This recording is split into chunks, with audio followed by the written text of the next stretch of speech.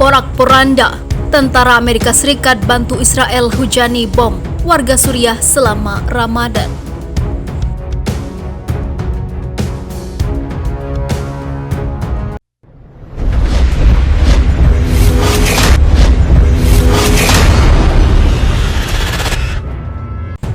Tentara Amerika Serikat dapat dikatakan turut serta menodai kesucian bulan Ramadan di kawasan Timur Tengah.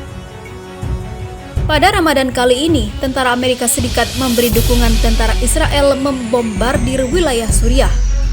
Hal ini sebagaimana dilansir dari AMN pada Rabu 6 Mei 2020. Memang militer Suriah berhasil menjatuhkan beberapa rudal. Hanya saja sangat banyak rudal yang lepas dan menghancurkan sejumlah bangunan di Aleppo. Hingga saat ini belum diketahui berapa bangunan yang hancur diterjang rudal Israel dan berapa warga yang menjadi korban. Perlu diketahui, selama bulan suci Ramadan, militer Israel gencar menyerang Suriah. Sebelumnya mereka menyerang kota Damaskus. Banyak warga sipil yang sedang menunaikan ibadah puasa meninggal akibat serangan tersebut. Rudal-rudal Israel menggempur Aleppo malam hari. Mereka menargetkan fasilitas penting Suriah seperti penelitian ilmiah dan laboratorium pertahanan. Berdasarkan keterangan dari pihak keamanan Suriah, jet tempur Israel menembakkan rudal-rudal dari atas pangkalan militer Amerika Serikat di Al-Tanf. Adapun wilayah pedesaan di timur Aleppo jadi target bombardir jet-jet tempur Israel. Pesawat-pesawat tempur Israel telah menggunakan wilayah udara Al-Tanf melewati wilayah udara perbatasan Suriah-Irak sampai ke wilayah Suriah di sebelah timur Sungai Eufrat, di mana area pengaruh tentara pendudukan Amerika dan milisi Kurdi, kata sumber itu. Timur Tengah memanas di tengah pandemi COVID-19, dua musuh bebuyutan saling serang. Di tengah pandemi COVID-19 menjadi musuh utama yang diperangi oleh seluruh negara di dunia.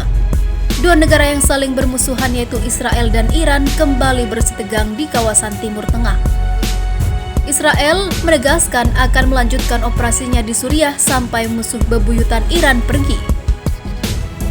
Menteri Pertahanan Naftali Bennett mengatakan pada Selasa 5 Mei 2020, hal ini setelah serangan terhadap milisi yang didukung Iran dan sekutu mereka menewaskan 14 pejuang. Israel telah meluncurkan ratusan serangan di Suriah sejak dimulainya Perang Saudara pada tahun 2011. Menargetkan pasukan pemerintah, sekutu pasukan Iran dan pejuang dari kelompok militan Lebanon Hizbullah. Negara Yahudi itu jarang mengonfirmasi rincian operasinya di Suriah, tetapi mengatakan kehadiran Iran dalam mendukung Presiden Bashar al-Assad adalah ancaman dan bahwa mereka akan melanjutkan serangannya. Bennett berbicara kepada saluran berita televisi Kan 11 milik negara, tidak mengklaim tanggung jawab Israel atas serangan semalam terakhir di Suriah. Iran tidak ada hubungannya dengan Suriah dan kami tidak akan berhenti sebelum mereka meninggalkan Suriah, katanya dikutip dari pikiranrakyat.com dari AFP.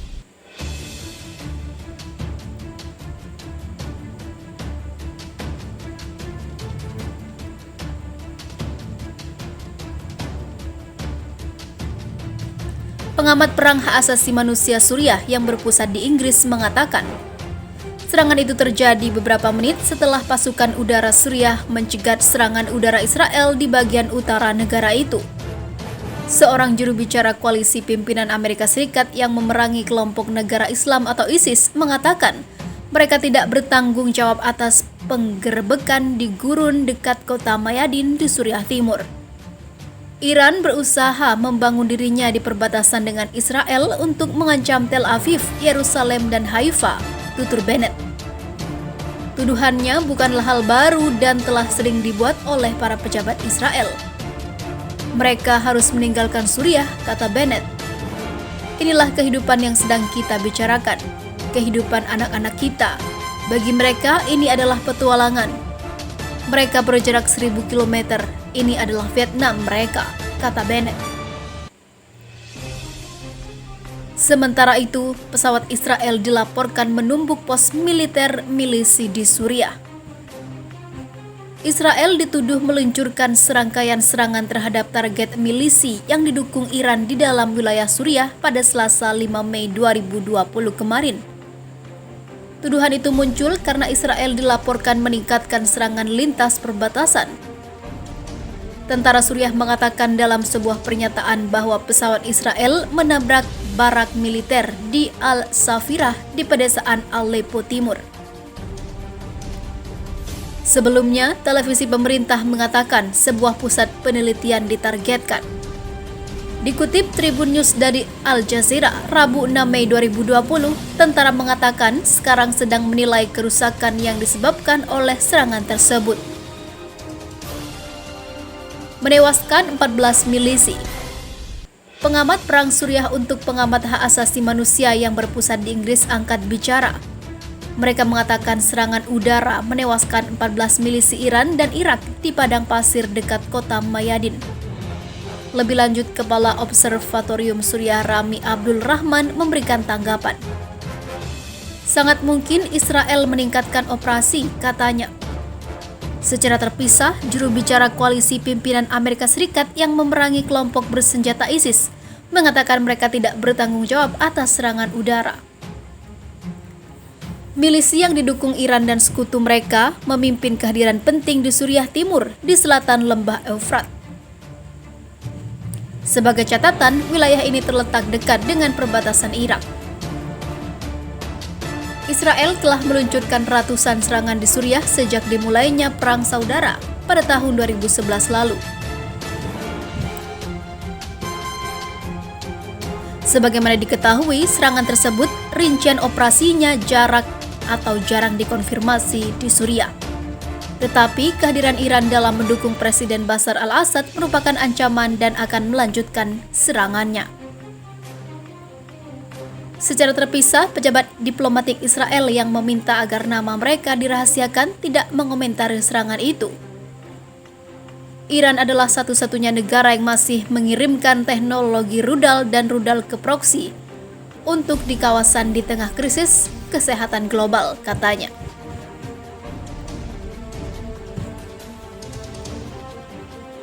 Serangan di tengah pandemi COVID-19.